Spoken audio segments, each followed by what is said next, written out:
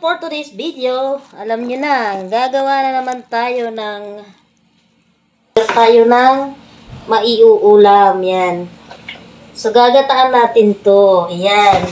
Meron tayong sangkap na luya at meron tayong sibuyas at siyempre hindi mawawala ang lemongrass. Charan! Lemongrass and another sangkap is siling labuyo at siling green. Yan. So, simulan na natin mga idol. Ito yung siling green. Alright. So, mga katibursa, naglagay na tayo ng kawali na may, nawalang laman. Charot. Tika. Para masarap-sarap. Ang bawang at luya. At siyempre itong ating sibuyas. Lagyan natin tong lemongrass na ginaya. Itong panang manok.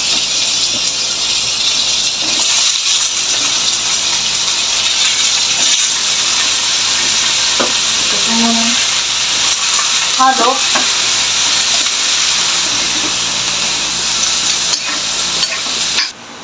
Magic moment, baby.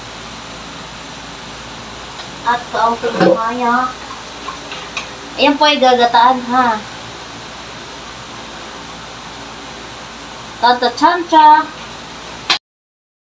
Guys, inadubo muna natin siya sa gata na una.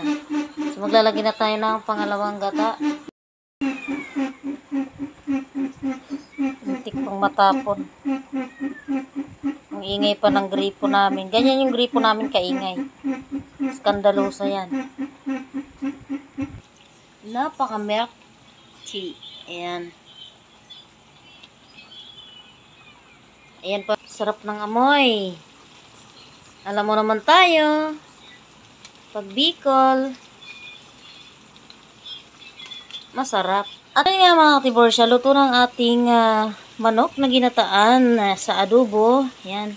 Ganyan po ako magluto ng gata. Lalo sa amin kapag umuwi po ako. Ay hindi po kulang sa gata. So mas masarap kasi pag puro gata. At syempre masarap din ang kain natin yan. Panibago. Panigurado. Ubos ko na naman yan. Bawi-bawi lang ako sa ulam. So papatayin na natin mga idol kasi luto na siya. Alright.